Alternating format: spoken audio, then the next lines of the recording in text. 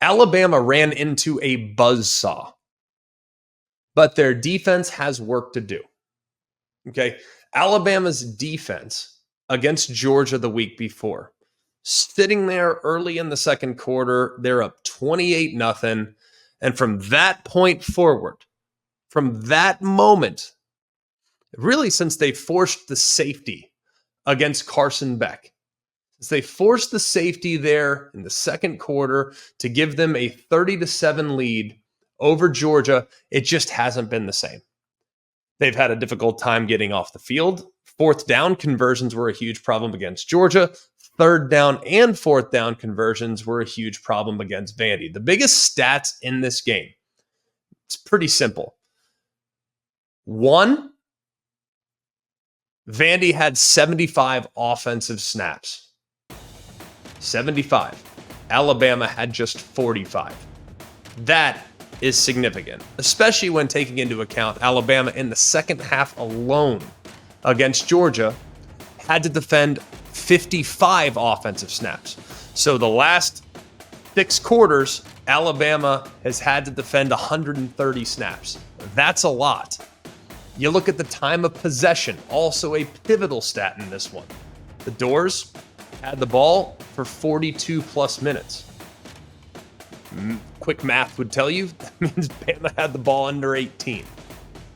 That's significant in this one.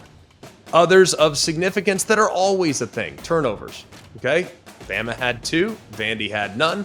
Those 2 turnovers turned into 13 points for the Doors. Now we can look back at the offense and say, I think the offense for Bama played pretty well. 17 minutes and 35 points. I feel like that's pretty good. 45 snaps, 35 points. You're averaging about more than 3/4 of a point per snap. That's pretty good.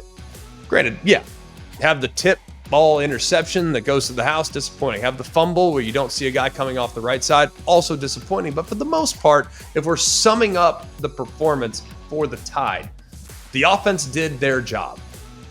You'd like to see him maybe run the ball a little bit more. That'd be awesome. But at the same time, the circumstances of the game really didn't allow for it. They didn't have enough offensive snaps, and they were in a pretty significant hole for most of the game. I mean, Vandy led wire to wire in this one, so it wasn't a game in which you would really be able to hand it off with a lot of regularity. The problems for Bama right now lie on the defensive side. Here's what I'm concerned about. The fact that Vandy ran the ball 53 times for 167 yards. The fact that Diego Pavia ran 20 times for 56, but 4 of those 20 carries extended the drive.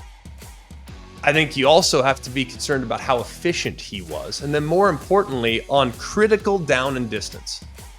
You ask any coach, third down, red zone. That's where games are won and lost. If you can force field goals in the red zone, you're cooking with gas. If you can get off the field on third down, you're in great shape. Look at all the great defenses in the sport. Look at their third down numbers. The ones that are the best are usually among the best on third down as well. Well, Vandy went 12 of 18 on third down. Alabama had allowed 11 total third down conversions in the past 4 games. And 5 of those conversions that Vandy had were on the ground. Vandy ran it 8 times for 42 yards on third down. That is of concern. And then when you get the run game going, then guess what? Diego Pavia can drop back, hit some throws downfield, which he did very, very impressively, I might add, averaging nearly 16 yards of completion.